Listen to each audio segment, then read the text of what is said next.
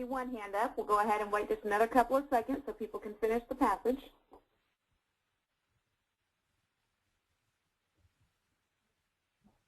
Okay, Neil, what do you think? She could have talked about what state she was moving to, and she could have talked about why she wasn't excited about the move. Good ideas. Maybe mention what state and why she was not excited. Yanki and Ansha. I was thinking also that it doesn't say that she was in deep sleep. But then once they say that the car went over a hump, then they say that she was in deep sleep. So you think the author should have said that before, you mean? Before I think that's what she's saying. It doesn't say before that she was in a deep sleep, just all of a sudden it mentions it. Yeah, so you think it should have mentioned it before that? You think it should have mentioned it before? Yeah. Okay. Okay. Anybody else? Good ideas. Okay, well, I think Neil had two very good ideas. It struck me that way also. She was not excited about this move. Well, there's a golden opportunity to say why she wasn't excited. When you think about people moving, could be leaving all of her friends, having to make new ones. Maybe it's a different part of the country. Even in the United States, in different parts of the country, people have different behaviors, different customs. So Neil's point is very good. The author missed a great opportunity to say there to explain why was she not excited about the move. He just mentioned it and then moved on. And also the destination, they're moving to a different state. You could have tied in where they're going with why she was not excited. Maybe they're going to California, for example, and she had heard this and that and the other thing about California, maybe something that she wouldn't have liked compared to her friends, let's say back east, or vice versa. So you could have tied that in too. And the other thing that I caught was a month ago her parents announced they were moving to a different state. The author could have expanded the story a little bit by saying why they were moving. I mean, it didn't make a big difference, but maybe her father's changing jobs. Maybe, maybe her father's changing jobs, for example, might have been her mother's changing jobs. Or somebody might have a case of asthma and they need to go to a different climate. So it didn't change things a lot, but that would have been an opportunity also to explain why they were moving. So I think you've made some very good points, you guys. And so for those reasons, you could consider this some incomplete content. Okay, now let's look at the same paragraph again and see if you can find if there's an inconsistent verb tense. In other words, something conflicting between present and past and future. This looks like this took place in the present, I would say, even though a month ago her parents announced that. The story is about her trip right now in the car. So does anybody see any inconsistent verb tense here? Neil, you had your hand raised. Do you see an inconsistent verb tense? Maybe from like she was talking about the past and like all of a sudden she started talking about the future. When did you see that change? What sentence? From a month ago, her parents announced they were moving to a different state, and now they were on their way. Okay, so maybe talking about a month ago and then now.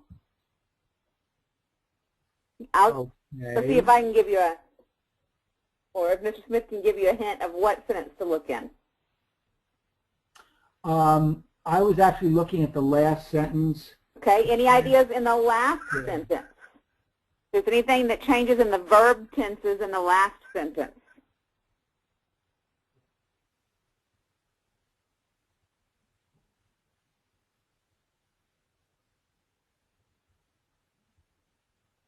I saw a hand for a second, and then maybe they changed their mind. Let's see if Yanki and Ansha have an idea. It said it had God, and that means the future. I mean the past. Say that one more time. It said gone, and that's the past. The car had gone over. Had gone, okay. Yep. Okay, Mr. Smith? Yeah, that's one that I thought too, that you're now, well, let's go back a minute. A month ago, her parents announced, that's okay because you're talking about the past. A month ago was the past, and in the past, her parents had announced. That was a past event, so that one's okay. And now they were on their way, which is the present. Suddenly the car, I would have said went over instead of had gone over.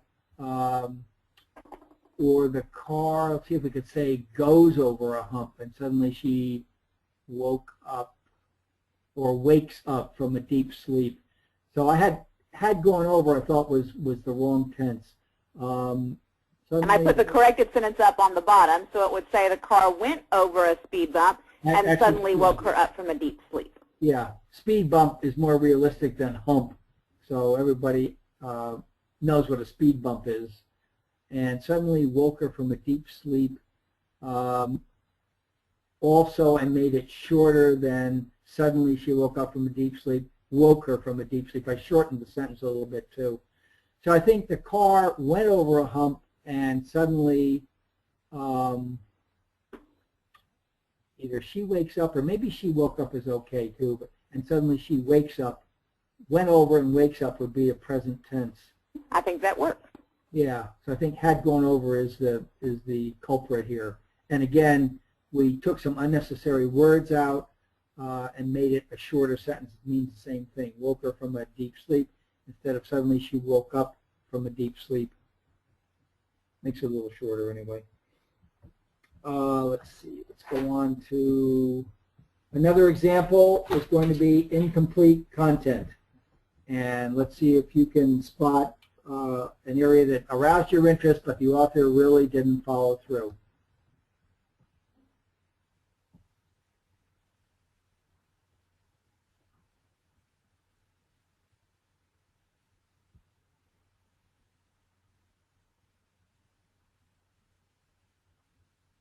We're looking for some incomplete content. What do you think, Emily?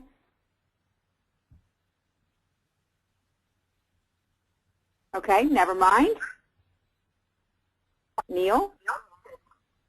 Instead of putting edit, you could have like explained more about what different things there are, and you could have also explained more about the cars. Okay, so instead of the word etc. Okay, everybody's going to try again. I think that's part of it, but I'll have some other, I think that's a good point, but let me hear if there's anybody else first who wants to make a comment. India is a really interesting place. Okay, maybe India is a really interesting place. Might need some more. Okay, what is incomplete about that? It needs more ideas and info. Okay, good. Anybody else?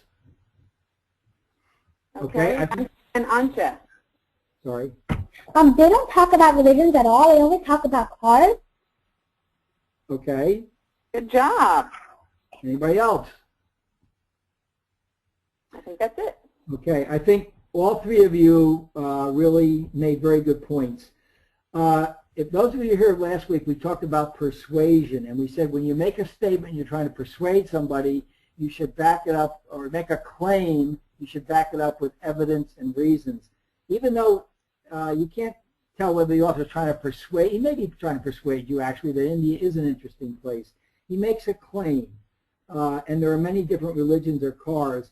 I don't think he does a very good job of backing up his claim, and I think that's what you guys are getting at. He does start to explain why it's interesting. There are many different religions and cars, etc. But there's a lot of room here for that author to expand this story. There are many different religions, period. The Hindu religion, which is the most popular, blah, blah, blah, blah, blah. Tell somebody about the Hindu religion. But there are also many people in the XYZ religion that tell a little bit about that. So you're backing up and why that is an interesting place. There's a lot of diversity. And as far as the cars, he went a little further and said there are also many cars that look different than the cars in America, but they didn't tell you how the cars look different. So there was, you're absolutely right on your statements that the author could have said a lot more about the cars. They're all small, or they're all this, or they're all that, compared with cars in America. Maybe they're less expensive. Maybe there's nothing like an SUV over there. So there's a lot here that I would call incomplete, and I think you guys correctly identified that this author could really make the story much longer if he addressed the incomplete content. So let's go on to another one.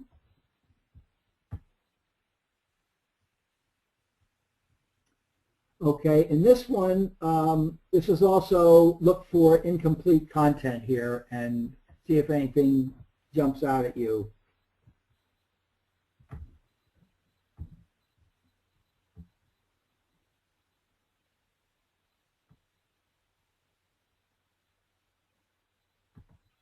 Okay, Emily will unmute her line. They could have given more info about the farm. Okay, possibly more information about the farm. Okay. Nanki and Anja. They didn't tell why he was visiting the farm. Okay, it didn't tell why he was living with his uncle, you mean? Okay, and Neil? You can say, like, you can describe the biggest toy shop in the world, like what toys do they sell and where is it located, and describe the toy shop. Okay, good job. So more description for the toy shop. And Kashvi, what do you think? I have a same with Neil. You can describe the biggest toy shop in the world. Okay. Hey, so an agreement with Neil. Okay. Well, you guys came up with 3 things. I only came up with 1. Congratulations. The one I came up with was, I think one of you did touch on it, and he was 11 years old and lived with his uncle. Well, the owner of a large farm. Well, in the first sentence we mentioned his parents who owned the big toy shop, but then when he mentioned he's living with his uncle, it struck me, well, why is he living with his uncle and not with his parents? It might be normal for him more to live with the parents unless there's some very good reason. So I kind of thought that was incomplete. The author could have said why, when he mentioned the parents in the toy shop, that Jonathan is now living with his uncle. The other 2 reasons are very good. You could be talking about the farm, the owner of a large farm. You could talk about what was grown there, whether Jonathan plays any role in helping out on the farm or running the farm, but also the toy shop, the biggest toy shop in the world. There are great opportunities there for the author to expand his story by writing about the toy shop. And it kind of, I don't remember what the rest of the story was, but it could have included, or should have included, any one of those 3 things that you guys mentioned to make it a more complete story, to make it longer as well. So very good job with that. Okay, next subject, or next comment is going to be, let's see, inconsistent voice as far as verbs being either active or passive or mixed. I want you to look for inconsistent voice.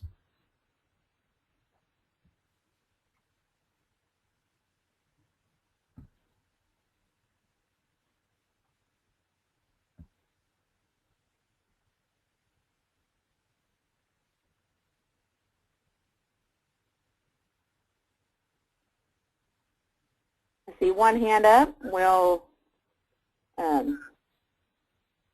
wait just a couple more other seconds.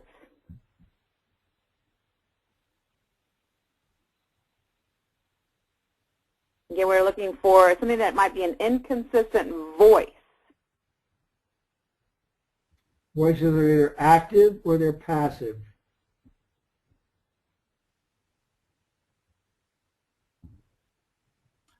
And if anybody wants me to give an example again, I could do that. I think you're going to have to give an example again because the hand that was up just came back down. Okay. Active voice. I closed my eyes. I was in a deep sleep. I thought no one. These are very active. In the second sentence, is that active or is that passive? Okay. It's action taken versus action taken by you versus action taken on you. So active voice is something that you are doing, and passive voice is something that happens to you.